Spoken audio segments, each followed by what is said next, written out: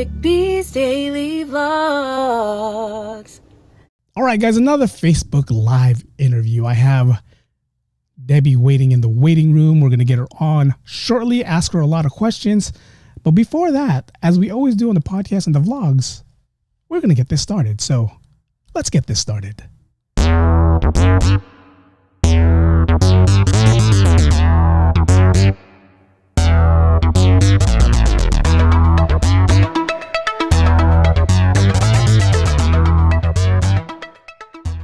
Welcome, everyone. It's the Daily Podcast and the Daily Vlogs. And I'm your host, Eric B.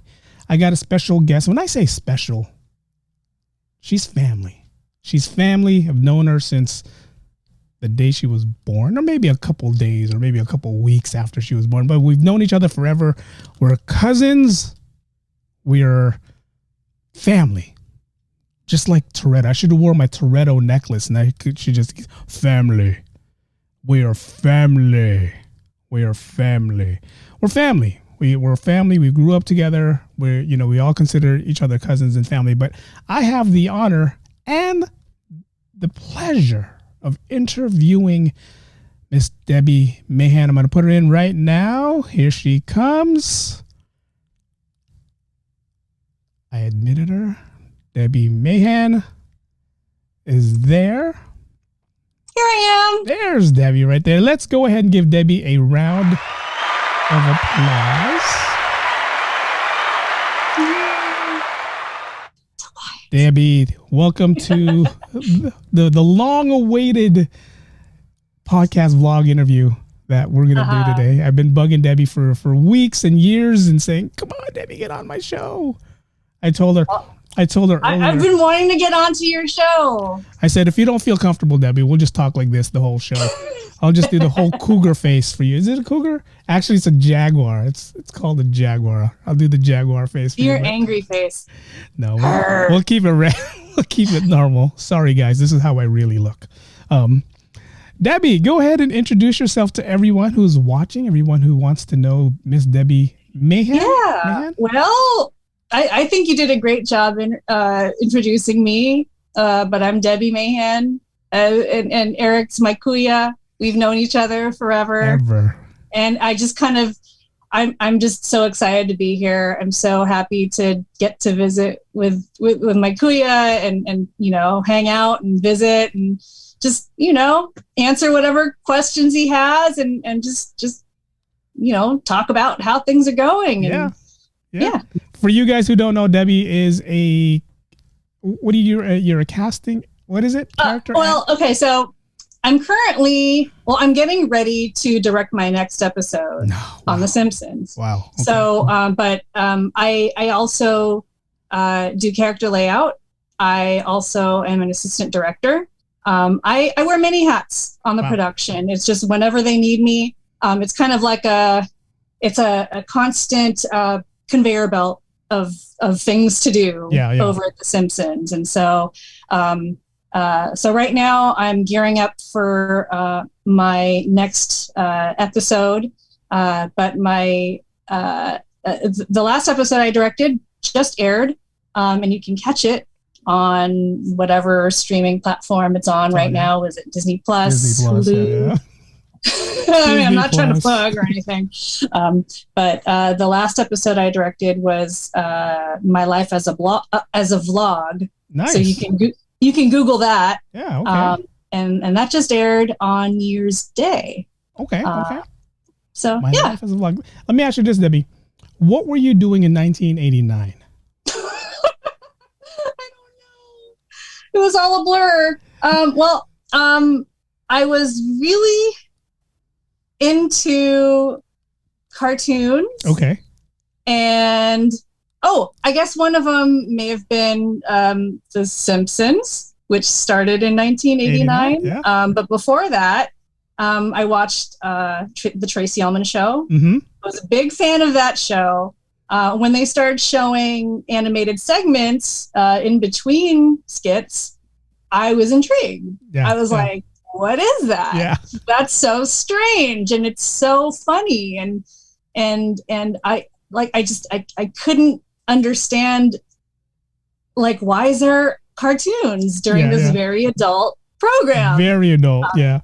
But I was like, well, this was made for me. Yeah. That's just kind of how I felt. And sure enough, when they came out with their own show called The Simpsons, like I didn't even know that they were named The Simpsons. They were just those yellow people that acted strange. They were different. They were different. You know, we were used to like watching like the Rugrats, and for the adults who watched or who remembers the Tracy Ullman show, and they were doing it in between skits, right? Were they doing in between, or did they do it towards the end? I don't remember. Was it? It was like in between like after commercials. Yeah. So you know, we were watching and we were like, wait, why are they showing this? You know, that's how I look like at how it. How does this relate? Yeah. To, but like, I mean, I guess the Tracy Ullman show was just a bunch of snippets of little things. Which I mean, I love sketch comedy shows to begin with. Like I grew up watching Monty Python on PBS and In Living Color. Yeah. And all those shows, like I just ate that stuff up because it was just like I think Saturday Night Live, I was too young for that, but I loved comedy and I loved sketch shows. And so Tracy Ullman was right up my alley. And so when The Simpsons popped up, or like those yellow people, yeah, I thought, well, this is hilarious. And so when the first episode came out, I made sure to record it on my VHS so I could watch it over and over and over again. And I was hooked like instantly. I remember I was in 7th grade and like there were articles about The Simpsons in the newspaper. I would clip those out and put them on my binder, and my teacher would look over my shoulder at my binder and go, "Oh, so you're into that? One of them people. You're a Simpsons. I'm going to have to watch out for you." You know, because you're a troublemaker, right? But it was cool back then, because back then, you know, like the only cartoons we had were your Saturday morning cartoons, you know, and you know, this is just phasing out the whole Bugs Bunny and Popeye era. Rugrats was big. Animaniacs was big. Animaniacs, I was totally into that. I didn't even have cable though, so I never really watched Rugrats. I didn't have Nickelodeon. I only had like I had Bugs Bunny. I had feel Popeye. You on that one. I feel you on that one. You know, I didn't know what a slime thing was for the longest. What do you mean a slime game? What is that? I thought like, you know, oh, you're rich if you have cable. I always joke around and I say the only time I watched music videos was Friday nights, because they would show Friday night videos here in the Bay Area, and then CMC every day after school. You know, I didn't have MTV, I didn't have VH1, I didn't have any of that. Same. Yeah, so I watched videos on MTV International on Telemundo, Channel 48. See, there you go. With Daisy Fuentes. There you go. That's how she made it big, was back then. That's right. Yeah, she was my gateway. Yeah. But see, okay, so the reason why I asked that question about 89 is because 89 is when The Simpsons first aired. And how do you feel that here you are years later, many years later, actually being able to say, hey, I work for the longest running animated series right now so far, right? Yeah, I mean, honestly, I still can't wrap my head around it. It really is a dream come true, because it's like you said, it's the longest running prime time program on television. So there's the longevity, and I mean, it's responsible for my sense of humor, because I grew up watching it. Like in my formative years, you know, as an adolescent, I grew up watching it. And so now I'm getting to call the shots now. And it's just, it feels full circle, and it feels like, wow, I get to contribute just a little piece, you know, and like kind of like give back to what The Simpsons has brought me. Yeah. And it's such a gift, and it's so invigorating, and it's so rewarding. What did you start off with okay, first of all, let's say, how did you get with The Simpsons? What was the whole, I'm going to be with The Simpsons, or did you just get lucky like a lot of people do? It was a long, like, I think a lot of it, I just sort of fell into it. I mean, it's kind of hard to describe, because I've always loved drawing, because I was very shy and introverted, and, you know, I didn't get to go out and do a lot of things because, money or, resources or what have you. So I drew a lot, and I also watched a lot of TV. Yeah. So like a lot of Looney Tunes and a lot of Popeye, like you say. Yeah. And so that combination of drawing and like consuming so much like my cartoon history, like I got my education through that, and like also watching a lot of comedy shows, a lot of primetime comedy. Like I just sucked that in. And so like that was stored in the back of my brain. And then like as I got older, I didn't know what I wanted to do. Like college wasn't like, I didn't care about SATs. Like I didn't have a path. I was like, I don't know, I'll just do what I like. I don't know, maybe it's art, maybe it's film. So I thought about maybe I'll go to San Francisco State, study cinema. But eventually I fell into, I did City College, for 2 years. And then I went to San Jose State to study art. And then I saw a presentation about the illustration and animation program. I said, that's for me. Wow. Because those kids seem to have a lot of fun. Yeah. But I mean, before that, like I was cleaning out my stuff, and I found my old drawings from when I was a kid, from when I was like 8 or 9 years old. Let's see them. Do you mind? Let's see them. I show you, like just to like give you guys, like if you have kids, or like if you're like, if you feel like you want to go out and pursue animation, but like you feel like you don't have the, like this is where I started. Like I started out doing like this kind of thing, like just stick figures, and like I didn't know what I was doing. Is that a turkey? Turkey flamingo? That was, yeah. This is a turkey. Oh, I think that was a dodo. I don't know. Okay. I was really big into flamingos. I like that stick figure with. Is that a lightsaber? I'm gonna call it, or is it a bat? No, that's just, I don't know. That's just someone. I don't know. Okay. some fabulous. I don't know. Just like check out the range of motion there. But like, also this is cool because you're sharing something where you said 9 years old. Yeah. So cool. I would just sit around and draw, out of boredom. And I see. Yeah, here's the guy with that's a baseball player. I guess. Okay. And that's kind of ballerinas. Because wow.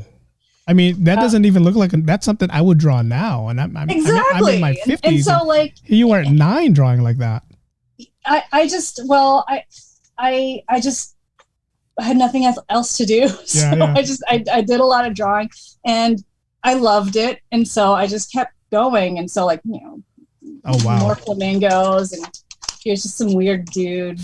Go back to that flamingo. Is that a shark, or is that a cloud? I'm sorry. I think it's a cloud. Okay. And then here's the turkey. I guess it was Thanksgiving. Nice Thanksgiving turkey. And you didn't do the old way where we had to trace our hand on that one. Is that how you did it? No. It was. I don't know. Maybe. Okay. No. That doesn't definitely not look like our hands. Yeah. That's cool. That's cool that you share that with us. It's because it's if you ask anyone now, like, hey, do you have any old drawings from before? Some of them be like, man, I threw them all away. Like the Walt Disney Museum, you still see old drawings of when he first started, getting the whole, he wasn't even called Mickey back then, right? He was just a mouse.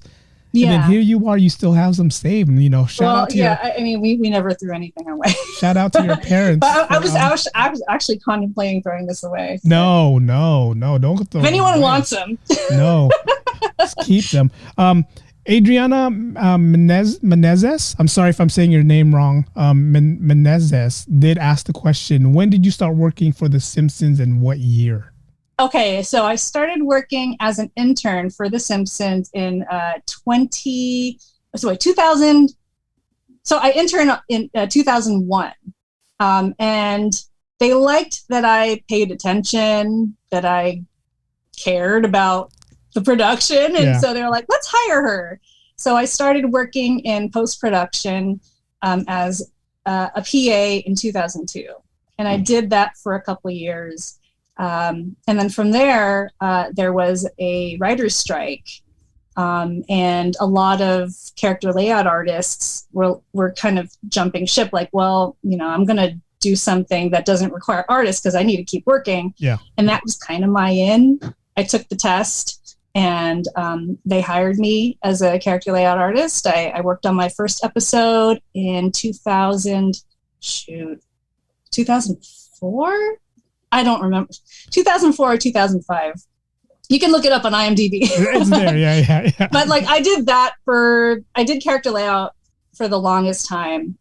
And I thought, well, this is fine. This is good. Yeah. I like this. I mean, I still think, even coming from a director's perspective, I still feel like character layout is the most difficult job because you have to keep track of all sorts of things. You have to move your character in space. And you also have to put them on model.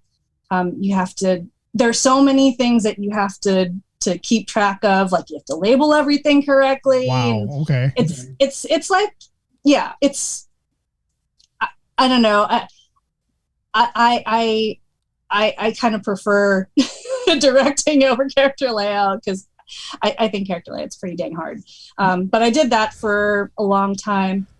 And then eventually I got an AD position. One of my good friends, Norm Auble, was like, "Hey, Debbie, I don't think I want to AD anymore. My back is killing me. I want to take it easy." And so I was like, I'll see if my director Matt Nastic wants to have me on as an AD. And so like he liked my work and he said, "Cool, yeah." There you are. And so so I did that for a couple of years. And as an AD, I was able to be in the room where it happens, like screenings and like the same room as all the producers and all the people who make the decisions, the supervising directors and all those people. And, I was just, I put in my 2 cents and I used my experience as a post-production assistant during those screenings. So as a post-production assistant, I would sit there and just kind of sit and stay quiet. And like, I would look for mistakes. Okay. Because that's what you do in post-production.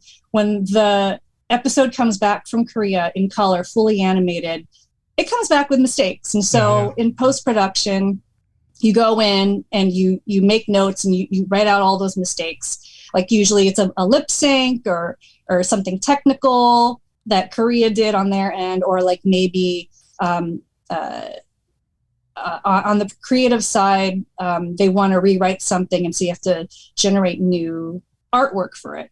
And so I was in charge of like writing all the notes down and keeping track of that. But I was really good at like missing lip assignments. So I'd say, "Oh, that lip assignment's wrong," or like, "Oh, that character's missing lip assignment." So I just made sure I didn't make an ass of myself in those screenings. Yeah.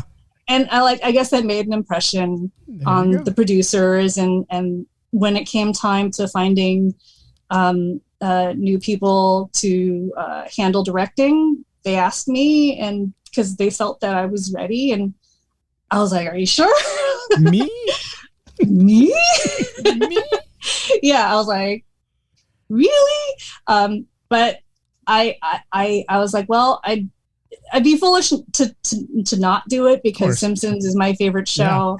Yeah. And so to have the chance to direct on my favorite show, I couldn't pass it up. So I've been doing that since pandemic. Wow. Okay. My first episode, I had to direct my show entirely from home. And so we've been working that way ever since the pandemic. Okay. So it actually works out. Something that you guys tried is actually beneficial for.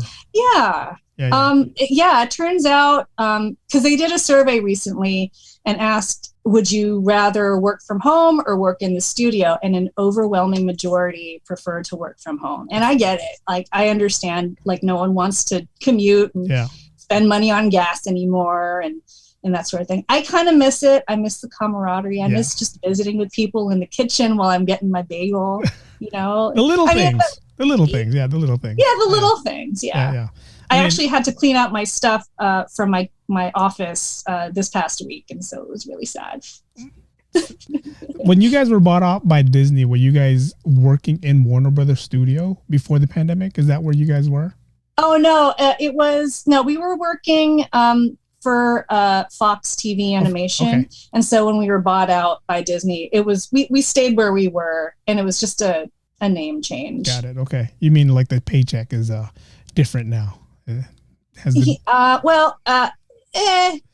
Not money wise. I mean, like it's coming from a different company. We were just changing hands. Yeah. Like we're union, like the artists are union, so we have our own like system. But in general, we're part of the FTA umbrella, like the Fox umbrella. And I did ask you if Disney honored you guys with season passes, and you said no, they didn't. Shame on you, Disney. Shame on you. I'm still waiting. I'm still trying to figure out how this is going to work out because, the Simpsons ride is in Universal Studios. Oh, I know. Now with Disney. That's kind of a weird one. I don't know. We use that space for our season premiere parties every year. Nice. And it's still a popular attraction. Millions of people enjoy that space every day. So you go there, you buy the donut, you buy the big pink donut. Yeah, big pink donut. Can get those for free if you go to the premiere parties. Me and Debbie's gonna have to talk after this and find out when the premiere parties are. For real. What made you? And this goes back to the beginning. Like, what made you make your way to LA? Were you already in LA when the Simpsons called you, or were you here, and then you got that offer and made your way to LA? Well, so I did my internship at Film Roman. I had one more year to graduate before. One more semester to graduate. But then I was offered the job at Film Roman. And so I had to choose between graduate with a degree or get the job. And I was like, bye. I went straight to LA. I wouldn't mind an honorary diploma, Yeah. But whatever. You can get one. It's not too late to get one. You can get one. You can still get it. Yeah. It's expensive though.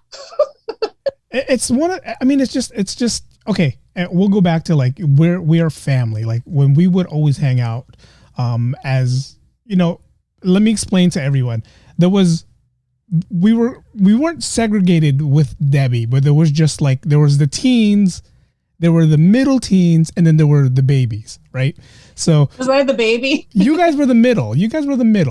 Oh yeah. There was the other kids who were the babies. So me and a couple other people were and Debbie's older sister. We were the older teens, and the older teens always hung out with each other. Every little party, every picnic we had, and then it was Debbie and her brother that would always hang out with, like my sister and my other younger cousin.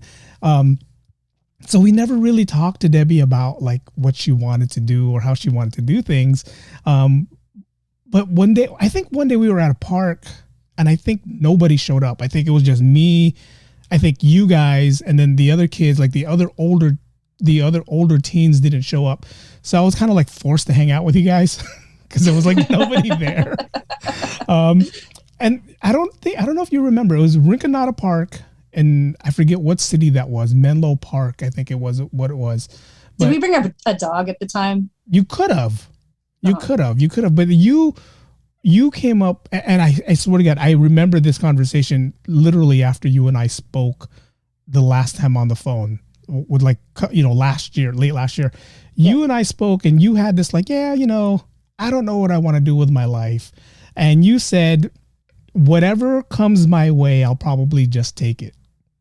Was that what I said? You said it that way. But you said it just like a high school kid would say it. It's like, I think you were about to graduate, and I said, hey, what's your plans for the future? The typical questions you ask, right? What are you going to school?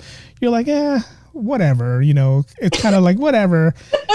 And then like years later, it's like, we all, with social media and Facebook and everything being so popular, I was like, is Debbie work for The Simpsons? So like, families like, oh yeah, Debbie does this for the Simpsons. Like, oh my God, when did that happen?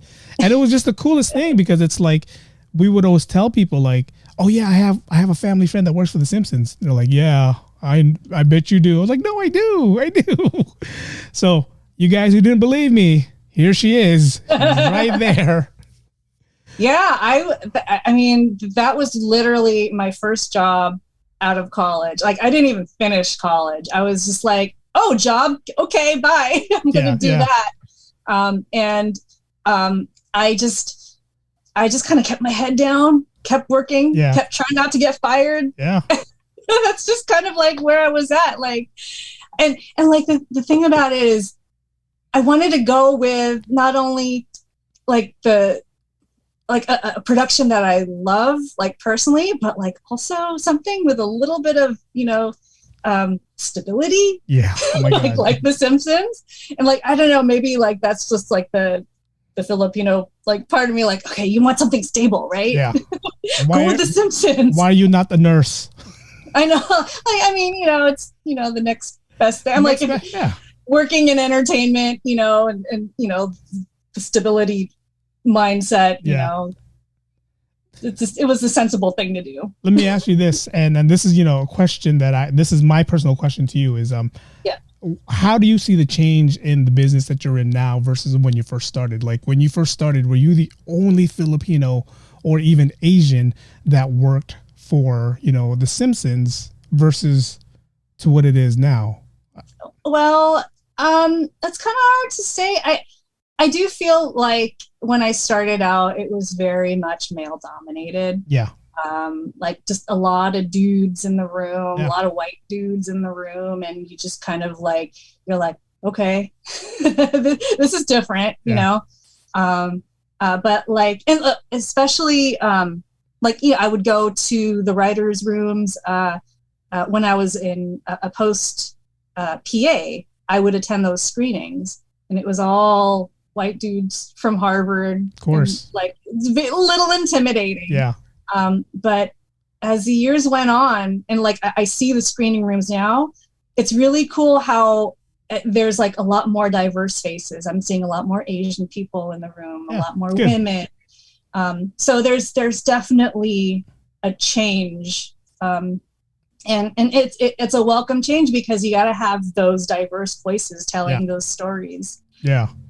You told me the story about Apu, and I was just like, I was blown. I was like, really? I didn't, you watch shows, you hear accents, and the person who did that was great at it. And, I never put two and two together till you told me that the guy who was Apu wasn't even Indian. And right. It's he was voiced by Hank Azaria. So a lot of the community was a little upset with that. So that's why now when we see Apu, he doesn't even talk anymore. He's just like just there. That's just, I know it's an interesting and kind of unfortunate that like we don't get to hear Apu's voice. I mean, I think what it is, maybe they're trying to find the right voice actor for him. Yeah. But for the time being, he's not speaking. But so the Simpsons staff, they're trying to have the voices voiced by the people of color.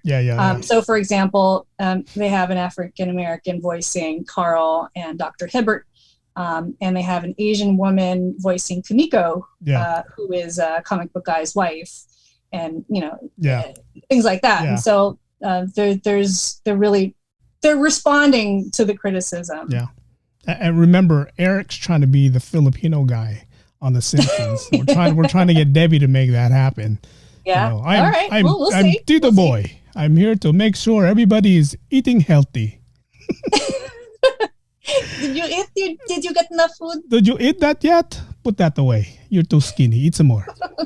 But that's funny you say that, because the character who does Bart, she does multiple characters, right? She's not just Bart. She does, I forget who she does. I think she did like 5 different characters for The Simpsons, right? Yes. Nelson is one of them. Nelson, yeah.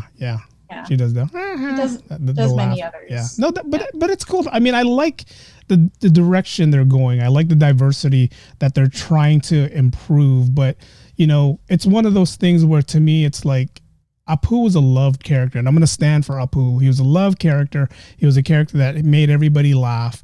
And that one person who complained, if he could have done it better, he should have been on there and and do it himself.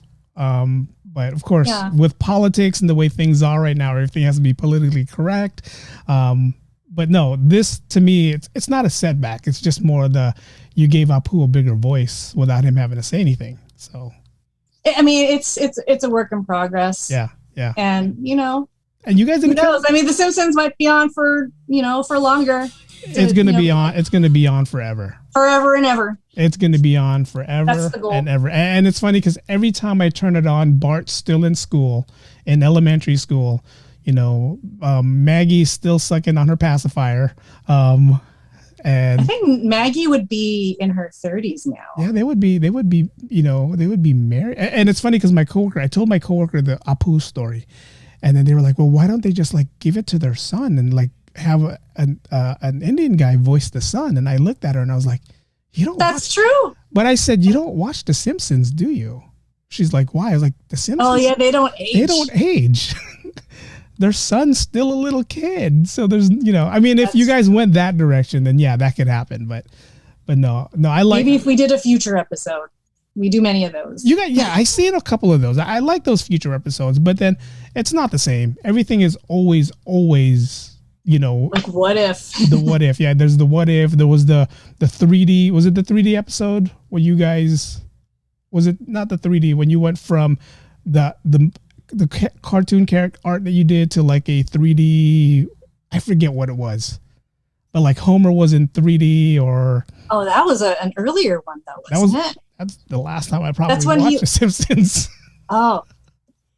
I'm thinking of a Treehouse of Horror episode where he ends up in the 3D world. Yes, that's the one. That's a classic. Yeah, that's the one. Every time Halloween comes or whenever they're talking about scary stuff, that's the one they always show. And it was the aliens, the two aliens that were narrating the show, right? Was that the one? There's so many of them. You know how many episodes I got to think about, Eric? There's so many. Yeah. There's so many. You got to open up your Simpsons wiki. I have the whole. I opened up IMDb and I looked at all the episodes and I was like, oh my God, there are so many episodes. Yes. I mean, yes, just. Okay, I have a question for you. What's Sure. your favorite episode? Wow, you're throwing me under the bus here. Sorry. No. God, it's one of those things that and I'm trying to answer the question without answering the question. It's one of those things that there's so many episodes that every episode to me is either the same or I don't remember it being anything different from the other one, if that makes sense. Sure. I think I'm going to go back to the old episode, and it was when Ned's wife died. Ooh. Yeah. And that's because I didn't know the direction you guys were going. And for this guy who's big on church, big on God, big on loving his family, and for you guys or for the writers to like kill his wife, I was like, right. Can they do that? To throw a wrench in there. That's can they do that? heavy. And you guys, and they did. And it's funny because it actually works out. And Ned's still going, Ned's still there. It makes him a more complex character, doesn't it? Yeah. Like, and he's loved and lost not once, but twice. Yeah. Because he married Edna Krabappel, or he hooked up with her and then she passed away. Yeah. He's not lucky when it comes to love. I mean, not the luckiest. He's two kids that he has. Yeah. I mean, it's what it is. No, there's a lot of episodes I like. I mean, there was a lot that I like that I have to sit down and rewatch them and tell you which ones are the best ones. I mean, there's a lot. Okay, well, let me cut you loose because I don't necessarily have a favorite episode, but I have favorite moments. Okay, yeah, and like sometimes I don't remember where those moments came from. I just know that when they come up, it's like, yeah, that was a banger. That was a good one. Yeah. I think that's how I am too. I think that's how it is with me and the Simpsons. Yeah, maybe it's just a matter of like which episode has the most of those moments that you love. Like one thing I remember is when Homer is trying to grab a piece of mail from the post office, and he walks up to the guy and he goes, "Hello, my name is Mr. Burns. I believe you have a letter for me." And the guy goes, "Okay, Mr. Burns, what's your first name?" "I don't know." And like just the way he says it, like like it just in casual conversation, sometimes I'll say "I don't know" in that same way. Yeah. So like little bits like that become ingrained in my consciousness, and so like it becomes part of my personality. And so like that's what I mean by I grew up, like absorbing the Simpsons and like it becoming one with me. I mean, a lot of us did. I mean, like little phrases like you just mentioned, with Bart with "eat my shorts," and what was that other thing he said in the first couple seasons was like "don't have a cow," and Homer's famous "don't."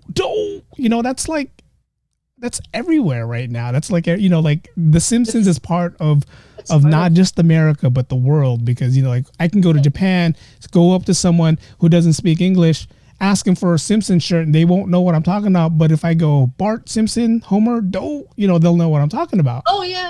Oh yeah, they'll say, "Oh yeah," because it's just that big, and even from this day, it's funny because when we went to Universal that one time, and I was like, "Oh, why do we want to go to the Simpsons ride? Is the Simpsons even still?" We checked out their little store there, and I was like, "Oh, this is cool. This is the little Duff, the Duff energy or beer that they drink."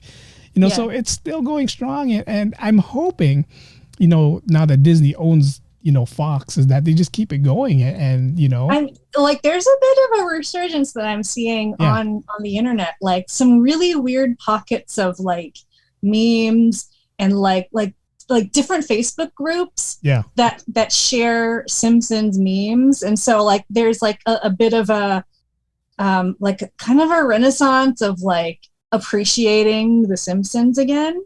And like I'm it's very encouraging, and I'm kind of in on that train. I just recently joined a group called Rancho Relaxo on Facebook. Wow, okay. And like they just show like Relaxo images, like clips from the show, and like just really funny memes and things like that. And it just brightens my day. Like, here's a very Relaxo post, and I'll look at it and I'll go, "Oh yeah, that's great." There's this GIF that I like to use a lot, and whenever someone says like, "Hey, what's your plans for the weekend?"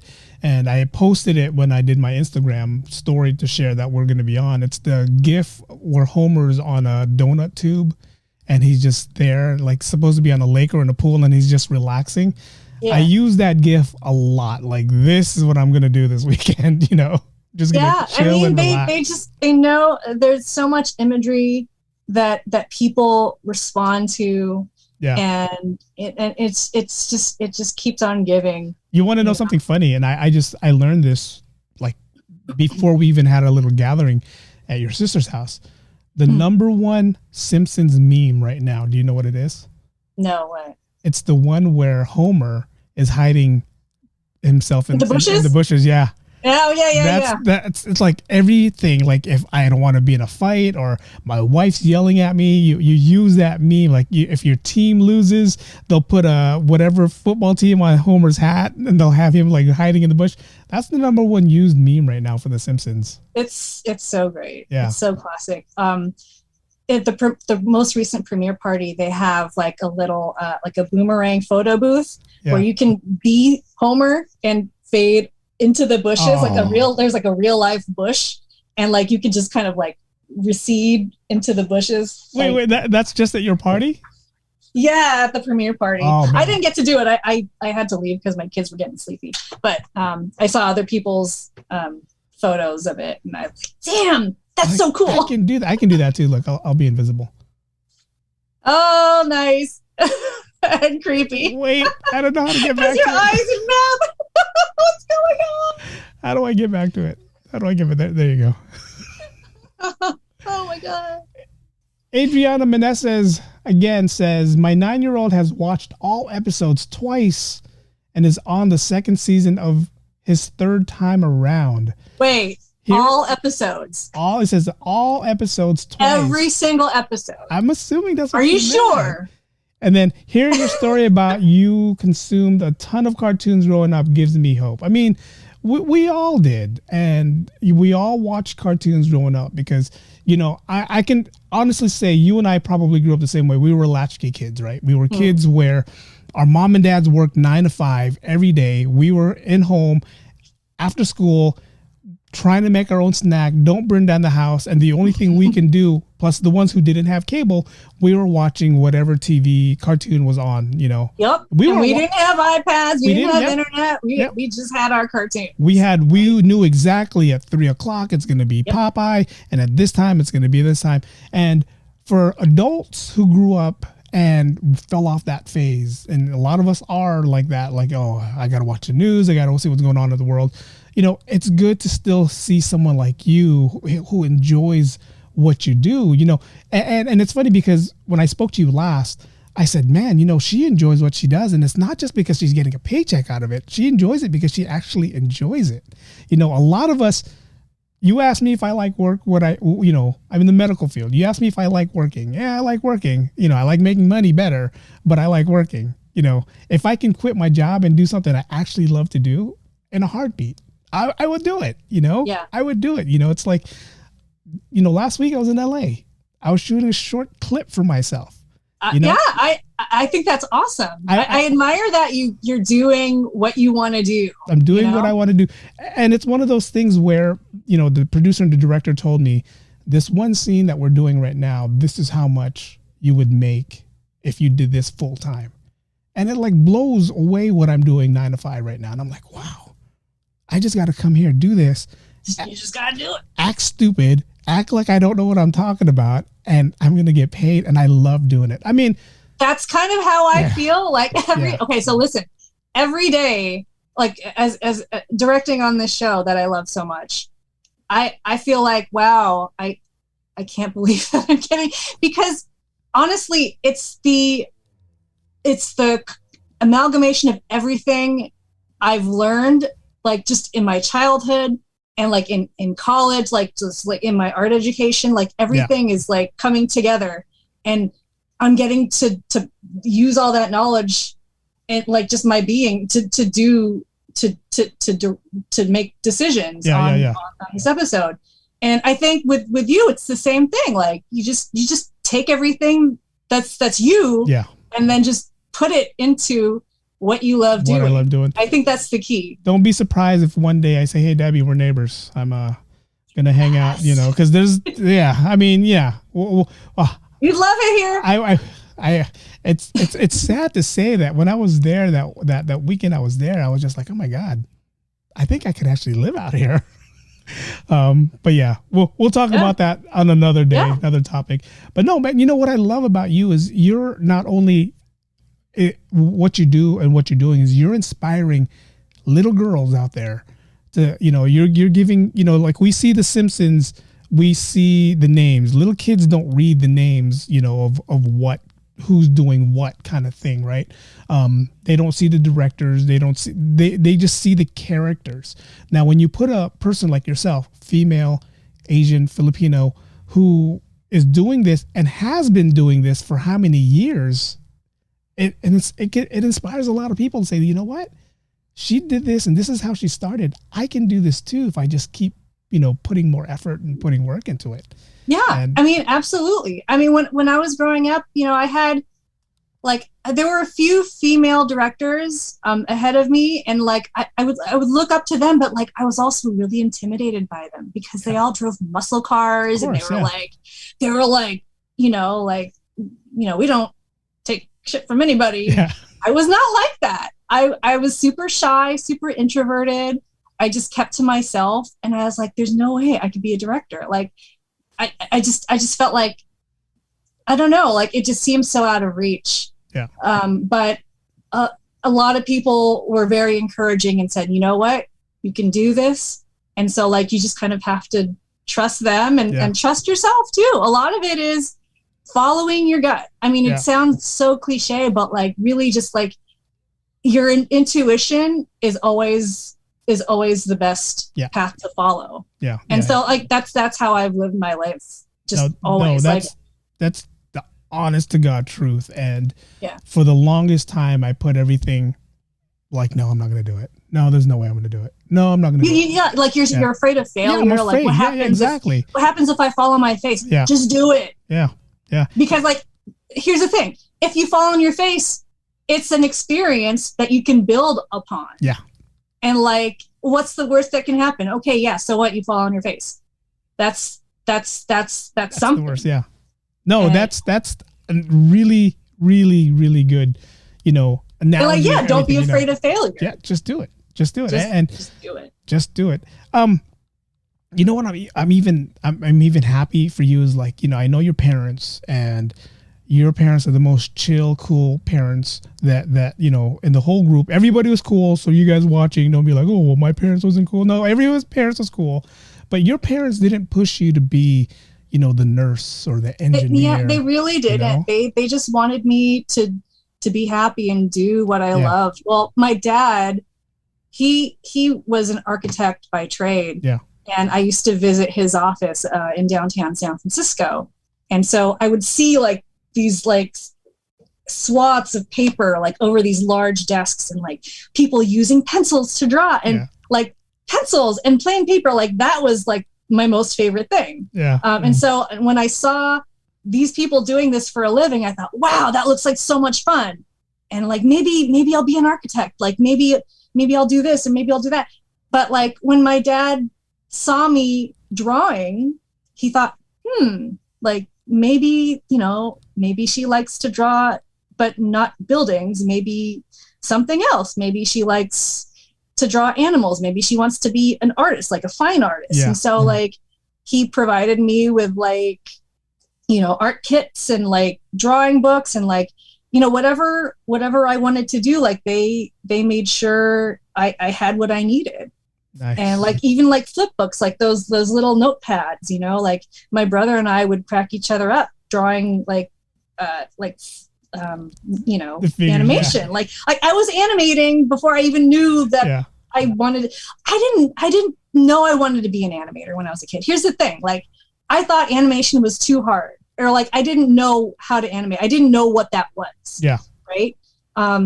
It wasn't until college where I was forced to take an animation class that I realized, oh, this is something I can do. And so like. And that's kind of how I fell into it. Like I realized it was something I loved. I went out for like a scholarship, and that's how I got my internship.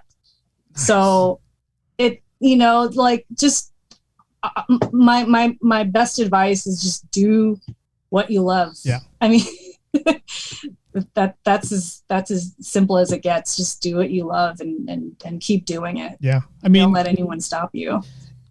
With you and the way you've done it, and again, like I probably found out maybe 15 years ago. You've been with the Simpsons over 20 years? Almost 20 years. Okay, I'd say I think almost like 18 years, something like that. So I would say maybe 15 years ago is when I found out, geez, Debbie's working for the Simpsons. And back then the animation was good. It was good for what it was back then, right? I mean, it's at what I love about The Simpsons now, and I peeked at a Disney Plus episode I went on, and you guys haven't changed anything. I mean, technology's changed from 89 to now, but it still looks the same. It's still, maybe a little smoother on certain things. Yeah, I mean, definitely the animation has changed and has gotten a lot more sophisticated compared to the first few seasons, for sure. I mean, you look at season 1 and you're just like, whoa, what's happening there with the lips and the eyeballs and stuff. But like, so the animation, we still we still hand draw. Some elements are CG, like automobiles and planes, like anything mechanical. Yeah. We try to do that in CG. I mean, we try not to lean too much on it, but drawing cars is hard. Yeah, it just looks better, on CG. But like everything else, like effects, like explosions or water, that's all hand drawn. Wow. We just do it on a Cintiq, which is, a digital interface. And but here's the funny thing: we draw digitally, but that imagery gets printed out and shipped to Korea. Actually, no, we send the digital assets to Korea. Korea prints that out on paper. Wow. They animate on paper because they don't have the infrastructure that we do over there. They're just like, no, this is fine. Yeah. We'll just do it this way. The old-fashioned way, yeah. And so, but like they color it digitally. But from what I hear, they still print on paper. Wow. And that's the trippy thing. Yeah. So like there's still a little bit of analog happening in the production process. You got to keep it old school every now and then, right? And that's what they do. And you know what I also love about The Simpsons is you guys survived, the Japanese animation. There was this whole surge of everybody watching anime, and like you go to these Comic-Cons, everybody's dressed up as all these anime characters. The ones that I went to, you'll see a couple people dressed up as the Simpsons, which I think is funny and cool at the same time because they were the original, the Simpson characters was the original, animes to me. And for the Simpsons to survive the Japanese animations, the Korean animations, and is still going strong. Well, it's the Simpsons. I think they can coexist in the same realm. I mean, like the animation is such a big. It's I don't see animation as a genre. It's a medium. Yeah. That where all different kinds of styles can coexist. But The Simpsons has been able to honor and parody anime. Like I think they did an Akira couch gag. They do a lot of anime, parodies from time to time. Actually, this last Treehouse of Horror, they did the one with the book. Oh my god, everyone's gonna yell at me. Harry Potter. the Death Note the Death parody. Note. Death Note. Yeah. And that looked fantastic. That actually got what do you call it? Subcontracted to an actual anime studio. And it came out looking gorgeous and we do that stuff all the time. I told you I do this in the middle of our show where I got the Simpsons couch behind me. So right cozy. If I don't move, I'll be fine. Otherwise you'll disappear. I'll blur out you'll recede into the background like Homer in the head. See, there you go. Okay, I'll ask you this. I have a favorite one that I'll bring up to you. What's your favorite opening couch gag for The Simpsons? I have one in particular that every time I YouTube it, I have it saved, and I love watching it, and it just kills me every time I see it. Honestly, I love the simple ones. I like the one where they just recede into the background, into perspective, and the couch just kind of moves back further and further and further, and they're just moving back into it. I mean, like the old school simple ones are the ones I like the most. My favorite one is when they're all running to the couch, and the Flintstones is already sitting there. Oh yeah. To me, because I'm older. I grew up watching the Flintstones, and to see the Flintstones sitting there, you're just like, that is cool right there. Full circle, right? Because the Simpsons, they are kind of carrying the torch. Yes. From one animated primetime series to another. Yeah, and what I loved about it wasn't they didn't even fight. It was just like the Simpsons just looked at them like, all right, and kind of just walked away. Who are these people? Yeah. No, if I do catch a lot of Simpsons, it's a lot of the opening scene catch. Like, oh, I got to see the opening scene. It's like when we first heard that, dun, dun, dun, dun, dun, dun, dun, dun, dun, it's like right away, everybody had that ringtone when we first got phones and we can change our ringtones. It was the Simpsons ringtone. I had the Simpsons ringtone. I have a lot of Simpsons clips from like when I first started using the internet, like I put sound effects on every little thing. Like when I empty out my trash can, I'd have Homer go, garbage in garbage can. Makes sense. Put it here. Even when I'm driving and I see a nice blue sky and just one cloud sitting there. Those are Simpsons clouds. Simpson clouds. No. Simpsons is definitely embedded in a lot of us. I mean, not just the younger kids. And what I love that they did with Disney Plus is they're giving more people a chance to watch it. It's like, back then when, like, where can you watch Simpsons? You'd have to wait for a rerun. But now it's like you can actually binge watch. Adriana even just said her son watched every single one. I still can't wrap my head around that, because when I was offered the directing job, I was like, okay, I'm going to watch every single episode.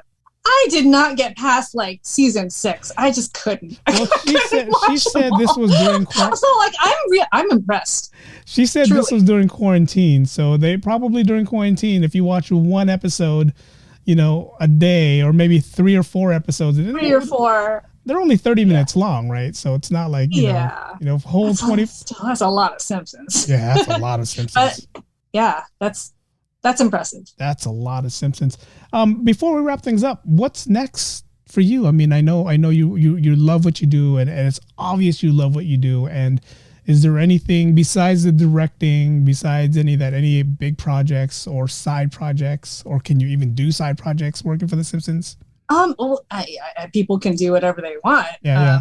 I aside from directing, I mean, they're keeping me busy. Yeah, for sure. But I also have an Instagram, an art Instagram. It's Debbadoh. So it's DEBBADOH. That's my comic. It's just like whenever I have a free chance, I just like to draw funny pictures. And lately my inspiration has been my kids. Nice. They say crazy shit, and I think it's hilarious. They really do inspire me. And but I just like to draw stuff that's funny. You have to add those 9-year-old drawings on your Instagram account. You have to add those. Oh yeah. You can pick and choose which one, but you have to add them. I mean, it's just cool to have. It's, I mean, like, you asked me, what do you have from when you were 9? I'm like, God, I don't know. The scar on my head. I don't know.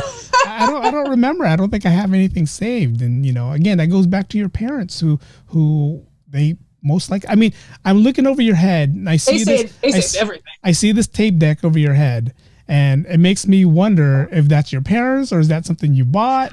Well, so some of it's mine, my mixtapes that I used to make when I was like in high school, college. High school, yeah. But a lot of it is my husband's. Okay. So he's a big Smiths collector. And so he's got a lot of Smiths cassettes. Nice. And as you can see, like this right here, that's a Smiths gold record. Nice. And then this is also the Smiths. I can't point. Okay. But it's funny that, that the Smiths kind of worked the Smiths and the Simpsons kind of came together in an episode that I AD'd on. Oh, wow.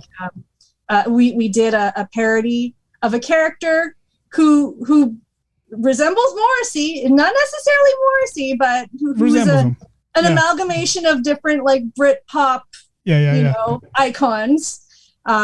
Called Panic on the Streets of Springfield. Look that one up. That's a really funny one. Okay. And I AD'd on that one. I had so much fun working on it. And I got a lot of inspiration by doing that. Nice. Doing that, yeah.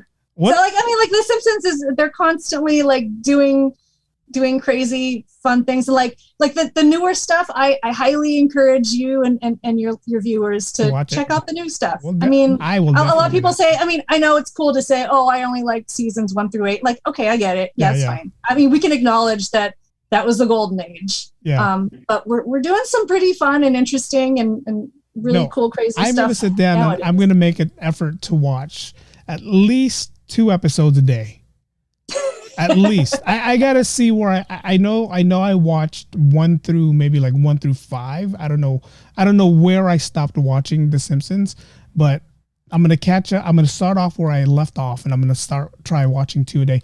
Let me ask you this. Listen, I totally get it. Because even myself, I had a hard time. Yeah, it's one of those TV shows. But it's rewarding when you do stumble upon a newer episode. It's like, oh hey, that was really fun. And it's one of those, it brings me back to, I'm pretty sure a lot of us wish we were back in 89 or back in that era where where life was a little bit easier for us and we didn't have to wake up, early in the morning to go to work and, get the kids ready for school. So watching The Simpsons is most likely going to like just give that feeling of like, okay, this is that cool feeling that how it was back then. So that's the thing about The Simpsons is that we'll always be there. Yeah.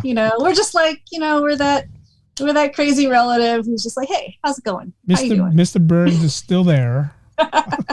Yep. He hasn't died yet, even though he's like 2,000 years old. It's just kind of that reassuring presence, Yeah, and like, there will always be Simpsons episodes to consume and enjoy. I forgot to ask, I had a coworker, the ones who can't watch live, they'll end up watching this on YouTube or listen to the audio podcast of it.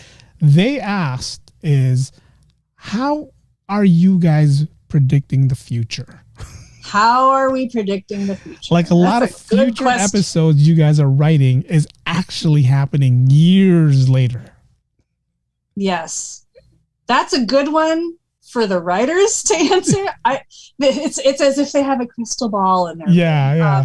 The thing about it's finding patterns in history. Yeah. And those writers, they're smart people. Yeah. And so they know their history, they know their culture, and they just have a way of seeing where the tide's going. Yeah. And really, what they're good at is, they're good at a lot of things. Like they're funny but like they're really good at placing a mirror on society. Yeah. And like just showing us, hey, like, look, this is how things are. Yeah. And it's not so much telling the future. It's just like showing us how we are now, and like, seeing the patterns. Writers. That's all it is. Writers are incredible. That's why they're creative. That's why some writers make a lot of money, because for little episodes that you watch, you're like, oh God, this episode's boring. But then the very next episode, you're like, whoa, where did this episode come from? That's what they do with it. That's what they're brilliant. They're brilliant people. Like coming in and to the screenings, like just having a chance to chat with them. It's like, wow, it's a treat. I've grown to appreciate a lot of the stuff that goes behind the scenes, and trying to get in this business, you being in this business, me trying to make my way in this business. I know the struggles, I know the hardships, I know the defeats we have to take. And I know the only way, like you said earlier, the only way is just keep pushing forward, keep moving on. Don't give up. And it's been an honor having you on. And whenever you guys are in town, whenever we have our little shindig with the family, it's always nice seeing everybody. Whenever you're down, let me know, and we'll hang out. Might be down next week, but I'll let you know. We'll see. Whenever you have time. I'll get that text message sometime next week. Yeah, no. So when I was there last week, we were shooting in Huntington Beach, so I wasn't able to. I know you're like further away from that area. LA, like Southern California, is just spread out. Like you can't just hop on a freeway and like say hi. It's like a whole day trek. Yeah, it's like going to the West Side is like, forget it. Yeah, it's a commitment. I was talking to one of the producer, and we were Huntington Beach. I decided I'm gonna get a hotel in Buena Park, where it's the middle. It's 20 minutes from LAX. From my hotel to Huntington Beach, it's another 20 minutes. So I'm kind of like in the middle. I'm not like traveling hours away, right? So I said, hey, where do you live? And he goes, I live this far, 45 minutes. He told me an area. I was just like, I don't know where that is. He goes, it's the furthest away from everybody right now. A lot. I was surprised at how much people commute. Like a lot of my coworkers, like they come from far and wide, all over the Southland. So when pandemic happened, that was kind of a blessing in disguise, because like a lot of people I don't have to get in my car anymore. I can work. Sign me up. All I have to do is send you something via this. I just have to roll out of bed and draw some pictures and send it to you. Yeah. Cool. That's the one fortunate thing about the pandemic was Zoom made a lot of money. Zoom, if you bought money on Zoom became a big thing for podcasters, for interviewers, good for you. everything. Yeah. But yeah, I mean, that's the one good thing about the pandemic. Debbie, thank you for jumping on. Thank you for, for sharing your story. And, Adriana had a lot to say, and thank you, Adriana, for asking the questions. Yeah, thank you. Great questions. Those were cool questions. Yeah, that was cool. And we look forward to hearing from you soon. I can't wait for your next directing episode. We'll definitely follow her on her Instagram account. You said it's Debbadoh, Debbadoh. I need more followers. I need like over 1,000. Come on, put me over the edge. I'll leave that. Put me over 1,000. I'll leave that in the link down below, guys. So that way, and I'll leave it on my Instagram page. My Instagram's pathetic. And then we're gonna get Debbie over 1,000 followers. All right, we're gonna get Debbie. Adriana, if you're watching, I don't care. I mean, whatever. No, we care. Nice. We care. Please, let's get her over 1,000.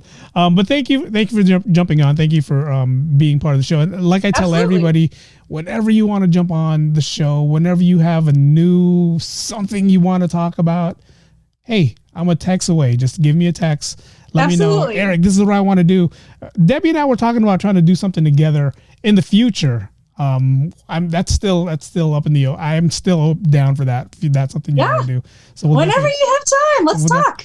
We have family friends that, one of them is in the East Coast that does Broadway. If we can get her on board. If we could have like a party line. Yeah. Chat. Yeah. That would be so much fun. Yeah. If we had a big like barcada. Oh my God. We tried that one time. Everybody. It was crazy. We had that. I we would just talk till midnight. Yeah, we would talk till midnight. We would do that. We'll find a way to make it happen. Oh my God, please make it happen. That'd be so much fun. Debbie, thank you again for jumping on. Thank you for joining us live here. Debbie, this will be available on YouTube and all my podcast platforms. So I will share those links with you as soon as I'm done editing it. Awesome. And that's it. Thank you for jumping on, Debbie. Let's give her another round of applause for jumping on. Good night, everyone. Thank you, Debbie. Thank you. Bye-bye. Bye. All right. That was Debbie Mann that was here with us today. Thank you guys for watching. Thank you guys for jumping on. Thank you guys for always being supportive. Adriana, thank you for all the questions that you had for Debbie. I really appreciate that. Inbox me your if you want to, inbox me your address. I like giving out little things for people who's being interactive like the way you are. But thank you guys for jumping on. Again, you can watch this on all podcast platforms. This is going to be available on every podcast platform you watch or you listen. What is it?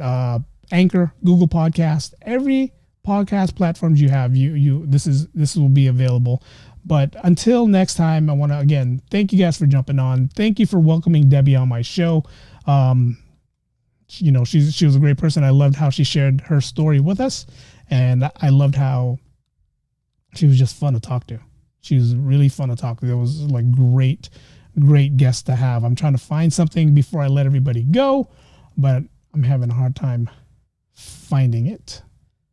All right, here we go. All right, guys, until next time, I'm going to do this. I'm going to do my normal ending like I always do. So that way on my podcast and vlogs, it sounds right. But until next time, I want to thank you guys for watching. The podcast and vlog is ended, guys. Go in peace.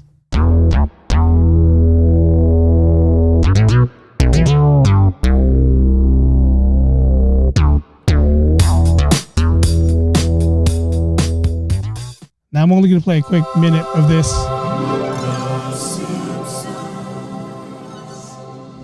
That's it, because YouTube will strike me on that. Thank you guys for watching. Thank you guys for joining. Until next time, guys, have a good night.